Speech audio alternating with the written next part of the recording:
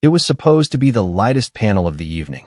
A roundtable event held in a DC auditorium known more for its lighting than its substance. 5 guests, 2 moderators. One topic that had already been softened by the headline on the event banner. Policy, personality, and the art of the mic drop. Laughter was the goal. Civility was the promise. The kind of conversation that sells tickets and leaves nobody bruised. At least, not visibly. Jasmine Crockett sat at the center. Smart suit. Sharp smile. Every line polished. She had the crowd early. Quick on her feet. Faster with her tongue. The kind of speaker who could turn a policy critique into a punchline without breaking eye contact. The room loved her for it. Kash Patel sat 2 chairs away. Dark suit. Neutral tie. No prepared notes. He didn't look uncomfortable. He didn't look engaged. He looked like someone who had learned how to breathe through other people's rhythm without borrowing it. He spoke quietly. Rarely, and never in defense. 30 minutes in, Jasmine had already taken the temperature of the crowd and turned it into timing. She was winning, not by argument, by rhythm. And then came the line. The moderator asked, "How do we bridge communication gaps between parties who no longer share even the language of truth?" Jasmine smiled, turned slightly toward Kash. "Well, if we could just get folks like Kash to stop treating classified information like confetti, maybe we could start with nouns and work our way back to trust." Laughter. Big. Immediate. Even the moderator smiled. Kash didn't. He looked at Jasmine, then looked down. Not embarrassed. Just aware. She kept going. "No shade, Kash. I'm just saying, when the national security guy can't remember who he's protecting, maybe the rest of us need to carry a backup constitution." More laughter. A few claps. Someone whistled near the back. Jasmine smiled wide. The crowd leaned in for more. But Kash didn't flinch. Didn't shift. He just sat there. One hand resting lightly on the table. The other at his side. Eyes forward. Breathing measured. That's when it happened. Row 5. Seat 6. An older man, maybe late 60s, maybe early 70s, rose slowly from his seat. He didn't speak. He didn't signal. He just stood. Straight-backed. Hands at his sides. Eyes forward. The room noticed. Not all at once. But in ripples. The laughter stalled. A few people turned. Even Jasmine saw it. A shift, a flicker. She stopped mid-sentence. Her smile held, but thinner. The moderator paused. "Sir, can we help you?" The man said nothing. Didn't move. Didn't blink. Just stood there, staring at no one. And somehow, at everyone. Kash turned. Looked toward the man. Nodded once. Not as recognition. As acknowledgement. Then turned back to the table. The room held its breath. No one laughed. No one whispered. The moment wasn't heavy yet. But it was suddenly full. Like something had entered the room that wasn't invited, but couldn't be ignored. The moderator cleared her throat. "We'll move on to the next question." And she did. But the rhythm didn't return. Because the audience was still trying to understand what had just shifted. And why no one seemed willing to name it. The moderator moved forward. Technically, the next question was asked. The topic changed. But the rhythm didn't come back. Because in the back of the room, or maybe the front, depending on how silence is measured, a man still stood. He hadn't left. He hadn't sat back down. He simply stayed vertical. Unmoving. As if the room owed something it hadn't realized it borrowed. Jasmine Crockett recovered quickly. At least, in tone. She kept her voice steady. Sharp. Clever. She even got a laugh again. Small. Polite. But there. But she knew it. The room was no longer leaning forward. It was leaning inward. Listening not for punchlines. But for proof. Proof that the moment hadn't meant something heavier. Proof that they hadn't misread what just passed between a man with a mic and a man who chose silence over applause. Jasmine's next joke didn't land. The next dig? Fell flatter. She pivoted to policy. More precise now. Measured. But it was clear. She wasn't recentering the crowd. She was negotiating with it. Trying to win back ground she hadn't meant to lose. Kash Patel didn't speak. He didn't need to. His posture hadn't changed. Neither had his eyes. He was no longer sitting in defense. He was simply there, unmoved, as if the moment had released something on his behalf. Something he hadn't requested, but also hadn't rejected. The moderator tried to redirect. "Let's talk about institutional trust. Rebuilding it. Reframing it." Jasmine nodded quickly. "Sure. Rebuilding trust starts with truth. And truth starts with accountability. She hesitated, just for a beat. Then, even when it's inconvenient, a pause. It wasn't a bad answer. But no one clapped. And Jasmine knew why. Because now the room was asking something she hadn't expected. Whether her accountability extended to a joke she'd never been asked to tell. Row 5. Seat 6. The man hadn't moved. He still stood. Still silent. Still watching. Or maybe not watching at all. Just present. In a way that made every word spoken after him feel like a ripple across still water. The moderator glanced toward security. They weren't moving either. No one was. Because no one could quite find the rule this moment was breaking. And so no one was ready to enforce one. Jasmine turned toward Kash once more. Not sharply. More like an instinct. Like checking to see if he was going to reclaim the room. He didn't. He just looked forward. Then said softly, "He doesn't speak for me. But he carries what I can't always say out loud." The moderator leaned in. "Would you like to say more?" Kash shook his head once. No. That was the end of the panel. They didn't announce it. They just wrapped early. There were no closing statements. No applause line. Just a few scattered coughs and the sound of chairs scraping backward. And the man in seat 6? He sat down only when the lights came up. The auditorium emptied slowly. Not because people were lingering. Because no one wanted to be the first to speak. The usual buzz wasn't there. No laughter as coats went on. No selfies by the banner. No rushed debriefs about that great line. Just footsteps. And silence that traveled between them. Jasmine Crockett stayed at the front of the room. She spoke with the moderator briefly. Shook a few hands. Smiled. But it wasn't the same smile. It wasn't even for them. It was for the part of her that knew the moment had slipped. Not because she lost control. But because something else had taken up space. Something that wouldn't be shaped by applause. She walked toward the exit at the side of the stage. Kash Patel was already there. He wasn't waiting. He was just standing. Calm. Still in the suit he'd worn like armor. He didn't speak. She didn't either. Not right away. Then she said, "I wasn't trying to reduce you." Kash looked at her. "You didn't reduce me." A pause. Then he added, "You reduced the room." She didn't answer. Because she didn't have one.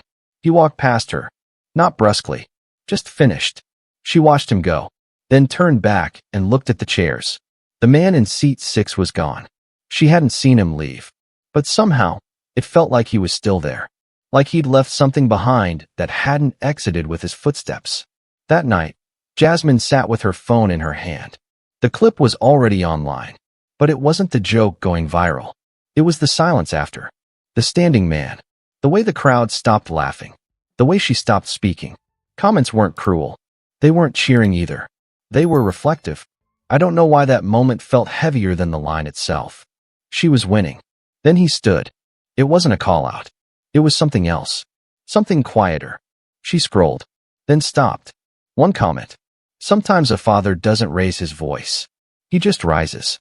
She read it twice. And felt something settle behind her ribs. The next morning, she woke up before the alarm. Her statement was already written in her head. She didn't post it. She just rehearsed it. But the more she rehearsed, the more it sounded like a response to something that hadn't asked for one. So she left it there. In silence. 2 days passed. No statements. No apologies. No blowback. No triumph. The moment didn't turn political. It didn't go viral. It went quiet. And stayed there. Jasmine Crockett answered questions on other shows. She smiled through interviews. But something had changed. Not in her reputation, but in her rhythm. She wasn't second-guessing her voice.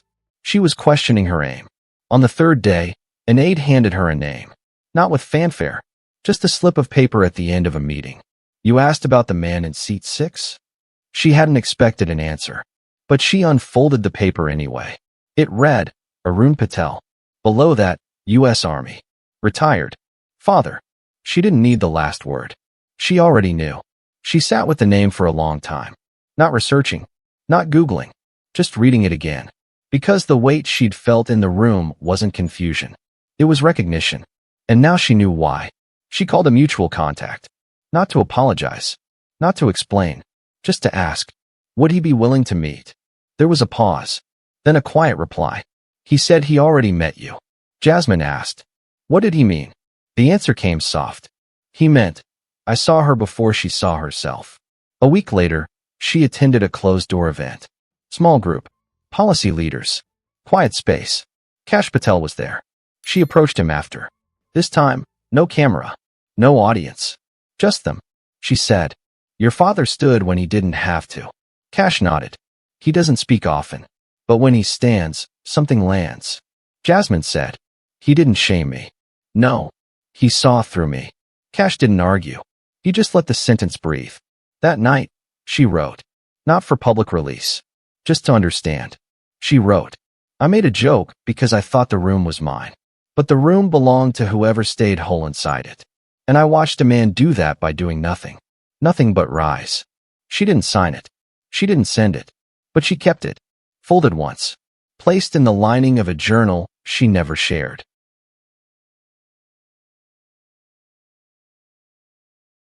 It took her 11 days to accept another live panel. She said yes because it was local. Smaller room. No cameras. No press. Just community members, pastors, teachers, parents, students. People who weren't there to perform their questions. Just to ask them. Jasmine wore flats instead of heels. No makeup artist. Hair pulled back. She walked into the space like someone walking into a memory. Steady, respectful. No need for the room to shift in her direction. They introduced her with the usual energy. The applause was kind, not thunderous. And when she took the mic, she didn't open with a joke. She opened with silence. A full 10 seconds of it. She looked around the room. And then said, "Thank you for letting me speak. I'll try to deserve it." The crowd listened. Really listened. She spoke about policy. But she didn't sharpen it. She didn't dress it in punchlines. She told the truth the way someone does when they don't need you to clap to believe them. Then came the Q&A. A woman in the back stood. Late 60s. Eyes clear. Voice steady. She asked, "How do you handle regret when you realize you were being applauded for something you wish you hadn't said?" Jasmine paused. She didn't prepare her face. She didn't reach for spin. She said, "You don't handle it. You honor it. You sit with it until it tells you what you really meant to say before the applause got in the way." The room was quiet. Not stunned. Settled. The way people get when they recognize truth not as a performance, but as return. Jasmine finished the event without notes. She didn't linger afterward. But before she left, a young man approached her. College age. Soft voice. He said, "I saw the clip. The one with Mr. Patel. The one where you joked, and then everything stopped." Jasmine nodded once. "I know the one." He asked, "Do you wish you'd taken it back?" She answered, "No. I just wish I'd known I was standing in a room already filled with someone else's dignity." It wasn't public. It wasn't planned. It wasn't even political. It was a quiet visit to a small porch outside a modest home just outside Arlington. No cameras. No aides. Just Jasmine Crockett and a handwritten note. She wasn't asked to come.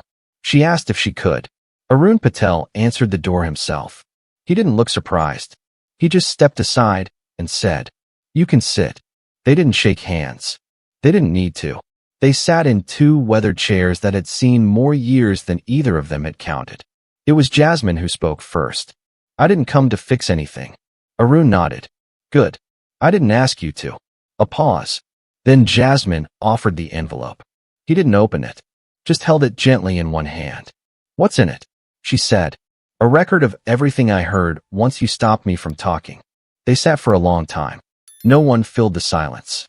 They just let it be what it was, the same thing it had been in that room. Unforced, unwasted. Finally, Jasmine said, "You didn't raise your voice. You didn't defend your son. You didn't confront me." Arun replied, "I didn't need to. You already knew it wasn't the joke." She looked at him. "What was it then?" He said, "It was the laughter that told you to keep going." She nodded slowly. "That's what hurt." Arun looked forward. "And you stopped before it turned to cruelty. You just didn't know how to leave the stage." Jasmine smiled, faintly. "I do now." He set the envelope down beside him. "I'm not mad at you. I know.